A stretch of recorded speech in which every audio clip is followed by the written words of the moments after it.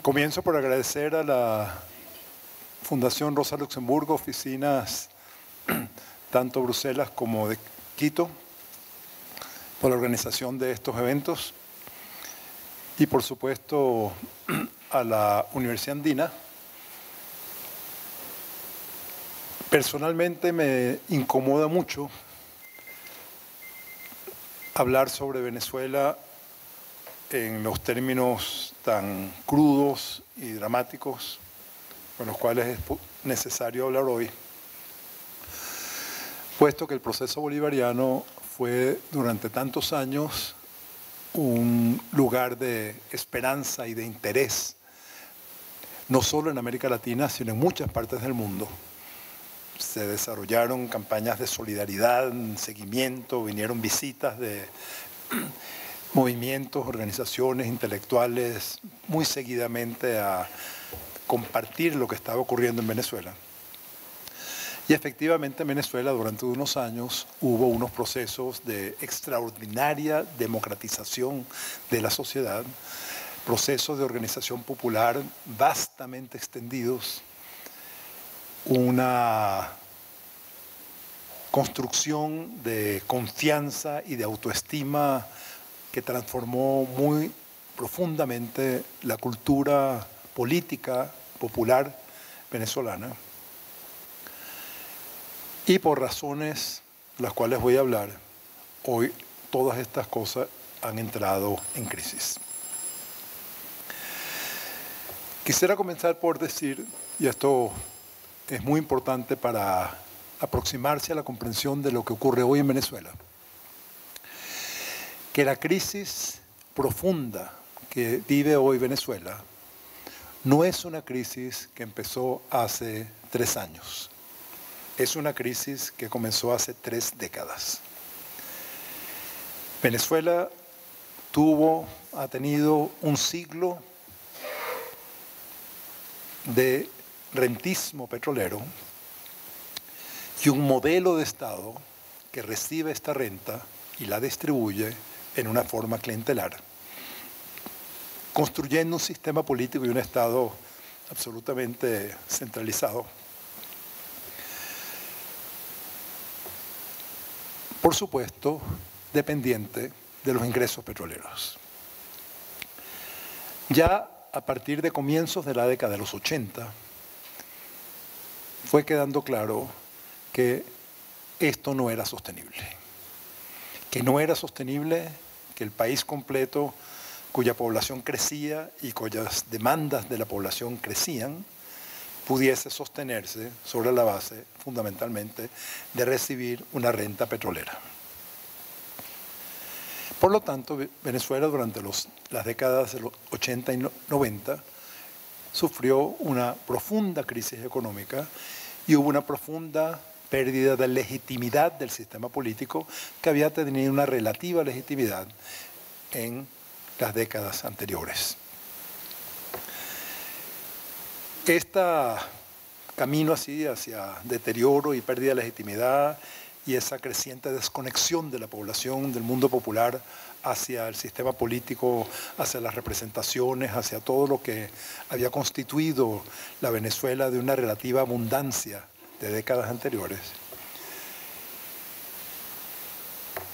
Llega un momento en que aparecen casi simultáneamente en el tiempo 2 cambios muy importantes que de alguna manera no resolvieron la crisis, sino que ahora es posible, un poco retrospectivamente, reconocer que lo que hicieron fue posponer la crisis.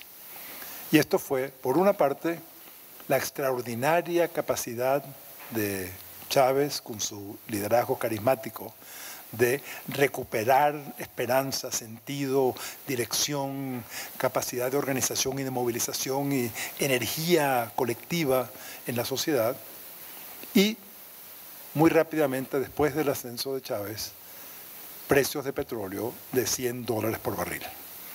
Estos 2 pilares se constituyeron en los pilares que pospusieron la crisis en Venezuela y dieron la impresión que se había salido de esta profunda crisis histórica, que es la crisis terminal del modelo petrolero rentista. Sin embargo, en forma casi simultánea, 2003-2004, primero fallece Chávez y después hay un abrupto colapso de los precios petroleros. Durante los años del proceso bolivariano, durante los años del gobierno de Chávez, no hubo ningún cambio importante en la estructura económica del país. Por el contrario, hubo una fuerte acentuación de la dependencia del petróleo. Como los precios subían y subían, no hubo en las políticas públicas una transición productiva hacia otras formas de organización menos dependiente, sino que, como ocurrió en el resto de los países del llamado progresismo en América Latina, se concentró la fuente de ingresos en incrementar el extractivismo. Cuando Chávez muere, 96% del valor total de las exportaciones es petróleo. 96% en un país que es altamente dependiente de las importaciones, aún para la alimentación básica de la población. Entonces, este colapso de los precios del petróleo, esta estructura en la cual el financiamiento de todo el modelo está fundamentalmente basado en la capacidad del gasto público, en que la promoción de organización popular está impulsada en una importante medida por el gasto público, en que los programas de solidaridad establecidos en América Latina y de impulso de procesos de integración, etcétera, están también en una importante medida financiados por este ingreso petrolero. Por supuesto, se altera muy significativamente si este ingreso petrolero pasa de 100, el barril pasa de 100 hasta $140, llegó a estar, a pasar en un momento a $23 por barril. Y por otra parte, el tipo de liderazgo absolutamente indispensable que se construyó en torno a Chávez hace que no existiese la posibilidad de una sustitución de liderazgo que tuviese la más mínima capacidad de darle continuidad a esta capacidad de orientación, dirección que tenía Chávez. Entonces, quiero, con esos antecedentes, entrar directamente a la coyuntura actual. No hay tiempo para hacer un balance del proceso venezolano, de reivindicar las dimensiones democráticas, de lo que cambió en términos del mundo popular, de temas de igualdad, etc. Sería un cuento largo y estoy seguro que existe en este momento más que interés en un balance del proceso bolivariano de 17 años, saber qué está pasando hoy en Venezuela y a qué corresponden esas imágenes que vemos permanentemente en la televisión de movilizaciones, sangre, fuego, violencia. Entonces, en primer lugar, hoy la economía venezolana se encuentra en una picada continuada en que el Producto Territorial Bruto tiene ya 3 años de brusca caída. El ingreso fiscal, por supuesto, se ha reducido muy dramáticamente. Las reservas internacionales están por el suelo. Crece y crece. Hoy la deuda externa es 18 veces mayor que el total de las reservas internacionales. No hay cómo pagar la deuda y para pagar la deuda hay mayor endeudamiento y renegociación de la deuda a mayores tasas de interés. O sea, una situación de estrangulamiento económico muy profundo. Y esto, por supuesto, tiene consecuencias en la capacidad de importación del Estado y esto ha conducido a una severa crisis humanitaria en términos de una radical reducción de la importación de alimentos básicos y medicina básica. Esto se expresa en pérdida de peso de la población, en aumento de la mortalidad infantil, en muertes en los hospitales porque no hay insumos básicos, una verdadera crisis en el terreno humanitario.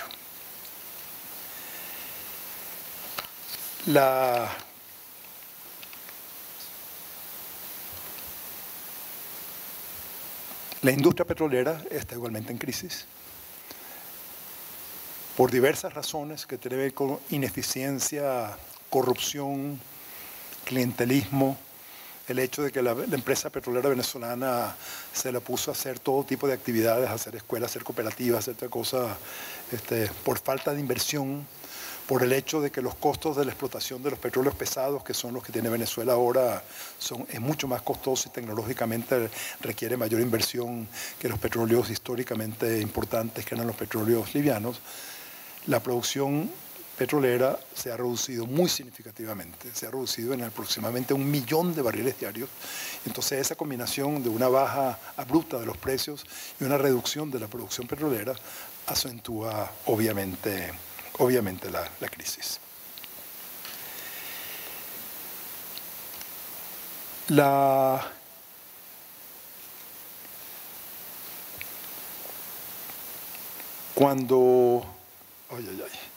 Cuando fallece Chávez y nombra antes de morir a Maduro como su sucesor y hay elecciones, Maduro gana las elecciones con una muy pequeña diferencia, 1.5% de la votación, y llega a ser presidente con 2 diferencias fundamentales comparado con Chávez.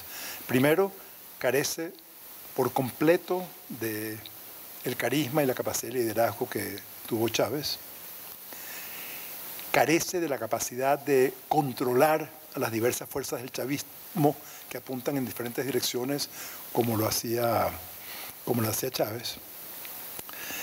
Y en esas condiciones se crea una situación de un gobierno débil con incapacidad de tomar decisiones a veces impopulares cuando hay cosas obvias como el hecho de que no es sostenible una paridad de la moneda, en que la diferencia entre la paridad oficial es de 1 a 10 y la paridad en el mercado paralelo y legal es de 4.500 por dólar. O sea, eso crea una especie de caos económico insostenible, una estructura de precios absolutamente especulativa en una forma permanente, no sostenible. En esas condiciones de deterioro de las condiciones de vida, de aumento de las condiciones de inseguridad, de escasez, una inflación que el gobierno ha optado por no publicar estadísticas que den una imagen negativa del país. Entonces, por ejemplo, en este momento nosotros no sabemos cuál fue, en términos oficiales, cuál fue la inflación del año pasado. Entonces, de acuerdo a las cifras de investigadores en universidades o del Banco Mundial o del Fondo Monetario o de otros organismos, la inflación está calculada entre 500 y 800% el año pasado y este año va a ser bastante mayor. Entonces, en esas condiciones se realizan las elecciones parlamentarias del año 2015 y el gobierno pierde aparatosamente. Y la oposición gana 2/3 partes de la Asamblea Nacional. Ante esa situación en que la oposición tiene una mayoría calificada que le permite el nombramiento de los integrantes de la Corte del Tribunal Supremo de Justicia, del Consejo Nacional Electoral, etc., el gobierno decide, en lo fundamental, buscar mecanismos para no reconocer esos resultados electorales. Y eso lo hace de diferentes maneras. En primer lugar, decide que las elecciones de un estado fueron con trampa porque supuestamente compraron votos y con eso quitan 4 representantes de la Cámara y con esos 4 representantes la oposición pierde la mayoría calificada que tenía. Como de todas maneras hay una fuerte mayoría, deciden a última hora, ya cuando está terminando el periodo de la Asamblea controlada por el chavismo, nombrar a la carrera a los integrantes del Tribunal Supremo de Justicia, nombrando no solo un Tribunal Supremo de Justicia así 100% chavista sectario, sino además algunos y algunas que ni siquiera cumplían con los requisitos formales básicos para ser integrantes del Tribunal Supremo de Justicia.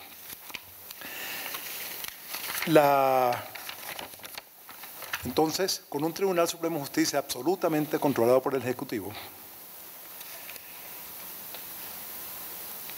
la Asamblea Nacional Después de meses en que no pasa nada, en que no se convocan nuevas elecciones en el estado Amazonas, en que ni siquiera se abre alguna investigación inicial para ver si efectivamente hubo alguna trampa electoral, algún hecho ilícito electoral en las elecciones de este estado, definitivamente después de muchos meses, eso fue, digamos, en diciembre del 2015, ya tenemos año y medio desde esas elecciones y este estado no tiene representación, es el estado que tiene la mayor representación indígena, tenía 3 diputados indígenas de los 4, la Asamblea decide incorporar a estos diputados.